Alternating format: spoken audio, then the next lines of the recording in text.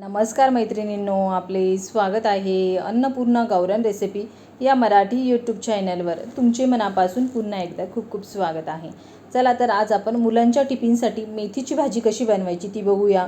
वेगळ्याच पद्धतीने आज आपण मेथीची भाजी बनवणार आहे. कृतीला सुरुवात करूया. हे बघा, आपण एक जुडी इतकी मेथी घेतली, तिला व्यवस्थित निवडून घेतलं आहे. स्वच्छ 2 ते 3 पाण्याने धुवून घेऊया व निसरत ठेवूया. एक मिक्सरचं भांडं घेतलं आहे, त्याच्यामध्ये आता भरपूर सारा लसूण घेतला आहे. लसूण हा आवर्जून जास्त घाला. वाळलेल्या लाल मिरच्या, जिरं घालून याचं वाटण करून घेऊया. एक कढई घेतली आहे, गरम होण्यासाठी ठेवली आहे. त्याच्यामध्ये तेल घालूया. तेलाला व्यवस्थित गरम होऊन देऊ. तेल गरम झाल्यानंतर भरपूर सारा कांदा बारीक असा चिरून घेतला आहे, त्याला घालून घेऊया. कांद्याचा कच्चेपणा जात नाही तोपर्यंत त्याला व्यवस्थित परतून घ्या. जितका व्यवस्थित परतला जातो तितकी मेथीची भाजी खायला चविष्ट अशी लागते. हे बघा, आपला कांदा व्यवस्थित परतला आहे. त्याच्यामध्ये आता आपण जिरे, वाळलेल्या लाल मिरच्या, लसणाचं वाटण करून घेतलं आहे, ते सर्व घालून घेऊया. त्याला तेलामध्ये व्यवस्थित परतून घेऊया. मिरचीला, कांद्याला तेलामध्ये परतल्यानंतर त्याच्यामध्ये आता आपण जी बी मेथी स्वच्छ धुवून निसरून घेतली ती सर्व मेथी टाकून देऊया.